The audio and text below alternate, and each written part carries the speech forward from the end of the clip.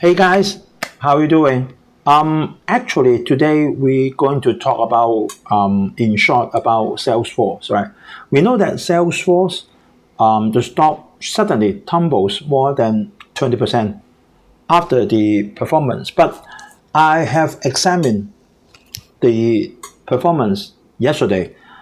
I don't think that is that bad, right? So the market's like that. This is the first time ever I saw Salesforce stock tumble more than 20% in maybe 4 or 5 years, right? The news said that is since 2004. Then I don't know because it's 20 years before, right? But for these 4 or 5 years, I saw never see Salesforce stock tumbles 20% in one day trade, right? So today we will briefly examine the performance report, right? So our title will be Salesforce stock tumbles, but the performance is not bad. Actually, it's not so bad. It's not bad, right? Okay, then our Falcon portfolio been dropped to 102% because the Dow Jones been dropped. The peak for the Dow Jones is about 40,000, a little bit more than that, and now is just 30,100 points. That means nearly dropped by 2,000 points. So our portfolio been dropped to 102%, inevitable, right? Okay, then for anyone then want me to analyze or any stock, then you can leave your message under the YouTube, or you can directly email to me by usstockmarketweekly@gmail.com. This is our cover. Salesforce stock tumbles, but performance is not bad. This is yesterday's Dow Jones. Then you see that now the Dow Jones index is just 100 points, then down to 38,000. That means down by 2,000 points, right? Since 1 month before, something like that, for 40,000.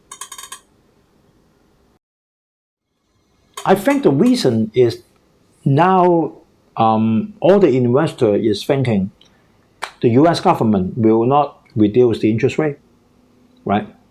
Maximum this year is Fed will not put up the interest rate, but will not reduce. So this is the problem, right? So the market goes backward, right? And the Nasdaq is much better. Maximum, the peak is 17,000 and just dropped it by 200 points, something like that. Better, the performance is better than the Dow Jones. I think mainly is because of Nvidia.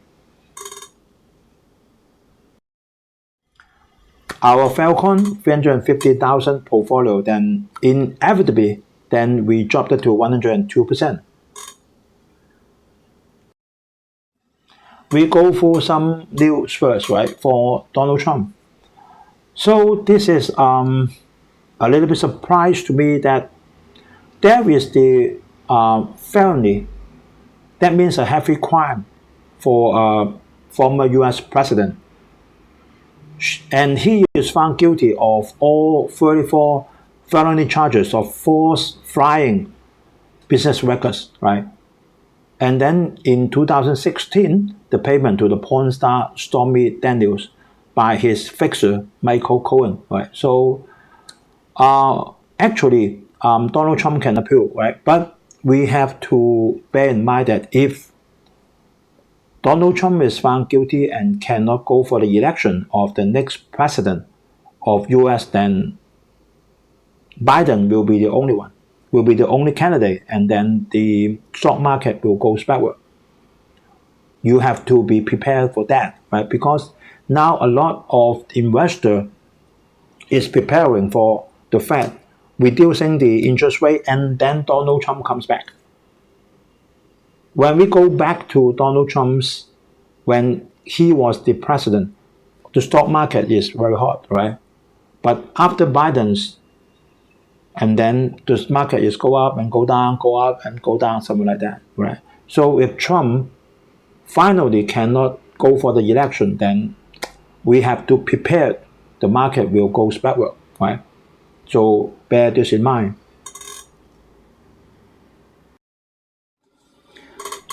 For India, so I agree, no matter Modi will be the next president or not the president, I don't think that India will sink, right? Because everyone loves the investment, right, and the growing up of India, no matter which one become the president, right? So I agree with that. That means no matter if Modi wins or the others win, then I think India will rise up, right?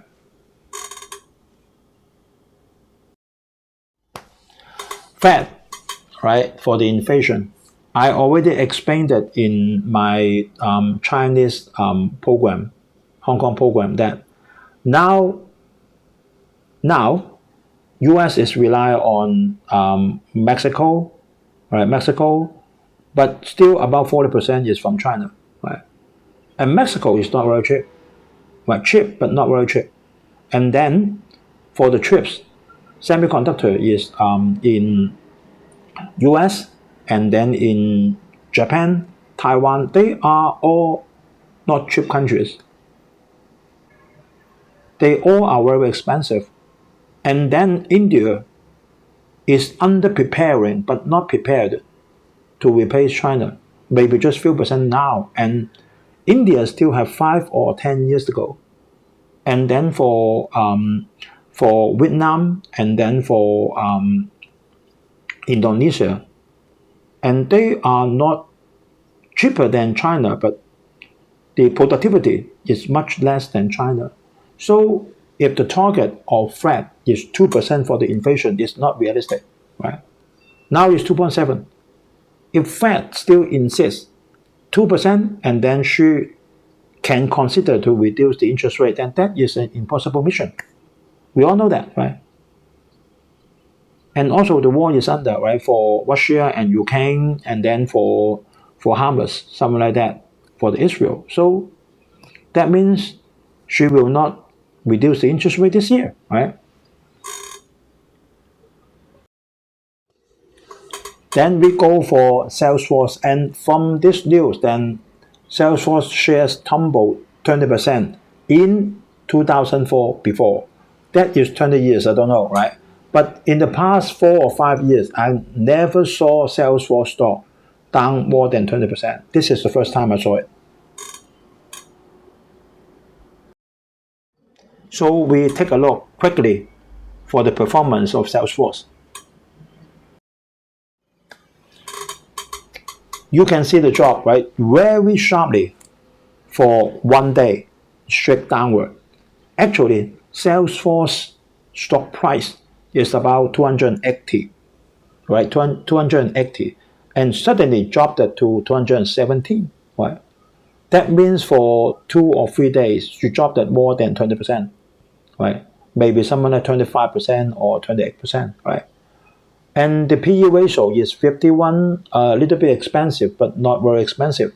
And she has a dividend yield, but very small, right? Less than 1%, right? So for the past 5 years, the return of the stock is 43.99% only, right? Because she dropped it. I think it's not, if not dropped it, and then calculated the dividend is about 90% something. And then for the past 1 year is a loss, right? Actually, this quarter, she called it 2025 quarter 1, right? Doesn't matter, right? And then for those, you can see with the double star is a forecast, right? It's a forecast. That means the next quarter is her 2025 quarter 2, and then the latest one is the whole 225 year.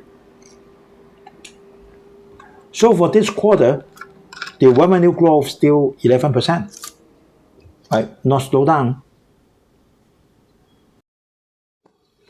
For the non-GAAP expense, then we can see that the blue portion is the market and sales percent of revenue, and then the cost of revenue, research, R&D, and then G&A, right? Not a big change, right? If you compare to 1 year before or few quarters before, nearly the same. And SALESFORCE for customer is 360 degree. That means for all directions, right? For all directions for the customers, not for personal, it's for customer. Then her software or her platform can help you for the sales as a partner, right? The business can be the industry, and then for Slack, for platform, right? For e-commerce marketing, for whatever, right? Her platform can help you.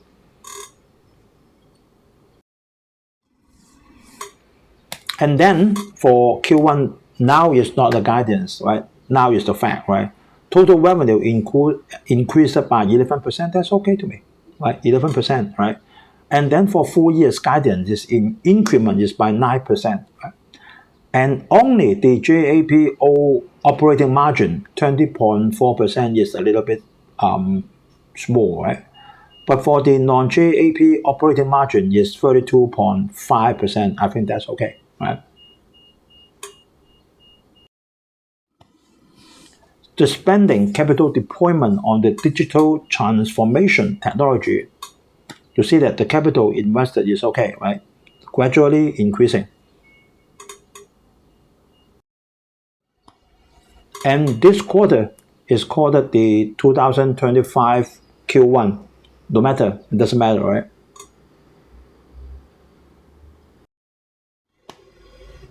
We see that for this quarter, right? Then we look at the non-JAP, right? For the quarterly result, OM operating margin 32%, okay to me, right? And then the change of the total revenue increased by 11%, subscription and support 13% increment, and the free cash flow is 43%. That data sounds okay to me, right? And for the disaggregation, that means for different category, right? For the sales, quarter increment 11%, service 11%, platform 10%, market and commerce 10%, integration and analytics 25%. The total is 13%. Seems okay to me, right? That means for this Q1 compared with 1 year before Q1, we know that, right? We know that that is a little bit decreasing. You can see that for 1 year before, the sales increment is 13, now is 11, right? But for the total, 13 compared to 13, that's okay to me. I think this is the problem, right? We can see that for different region, for America sales is increased by 11%, right?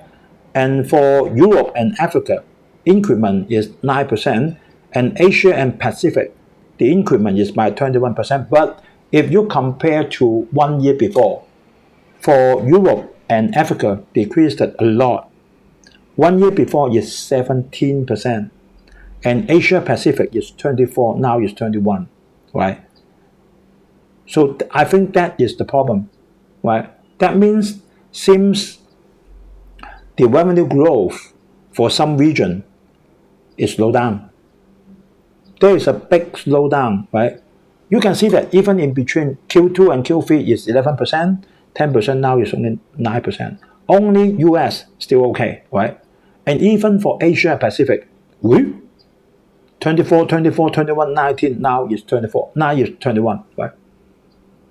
Decreasing. I think that is the key problem for the investor. That means the increment rate is not as fast as before. Still increased, but not as fast as before. We know that the stock is what is looking forward, right? I think that is the most important reason. And then the operating cash flow, 49%, free cash flow, 43%, okay to everyone, I think, right? And that is for the capital return, right? Capital return. In Q1, more than 2.5 billion capital returned, right? For diluted share count, 0%, nothing, right? And then we purchased the value of the stock is 13.9 billion. And then for the first ever, that means the first time for the dividend is 388 million US dollar. That's okay to a lot of investors, right? First time have the dividends. And we look at for the non-JAP, right? Actually, the non-JAP and the JAP, not much difference, right? Some difference, but not much difference, right? We take a look on the that one with the red circle, right? For the full years, the guidance for non-JAP operating margin is 32.5%. That is okay to me, right? And for the diluted earning per share, that means everything not related to the business or finance, then we take it out, right? Then we see that for the diluted earnings per share, increased from 1 year before 1.69 to 2.44. That's good. That's good. But you can see that the guidance of Q2 is less than this quarter.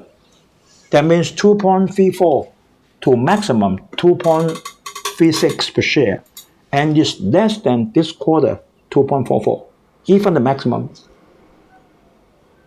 That means to the investor then the increment of the profit or the revenue of Salesforce is slowing down. I think that is the main problem, right? Slow down. But if we take a look on NVIDIA or AMD, they are increasing, right? That's the problem to her. So now for the Salesforce after the big job, you can see that the forward PE is only 27.84, not expensive. But if the company revenue really slow down, then it's a very important problem, right? Very critical problem, right? Because she is under the category of a tech stock, right? If the increment slow down and if it is sustains, then it's a big problem to her, right? So we have to be very careful on that, right? Actually, I don't see many problems on the performance, right? Only one thing is she shows a sign of a little bit slow down, right? But we don't have enough evidence. If for the next quarter this happens again, and then one quarter afterwards happen again, then Salesforce may drop a lot, right? So all the investors, I don't have this stock, but all of you have this stock, have to be aware of that, right? Okay, then today we share up to here, and then thanks for watching. Any like, comment, share is welcome, right? Please subscribe and then press the bell icon, right? So I hope everyone have a very peaceful weekend. See you guys on next Friday. Bye bye.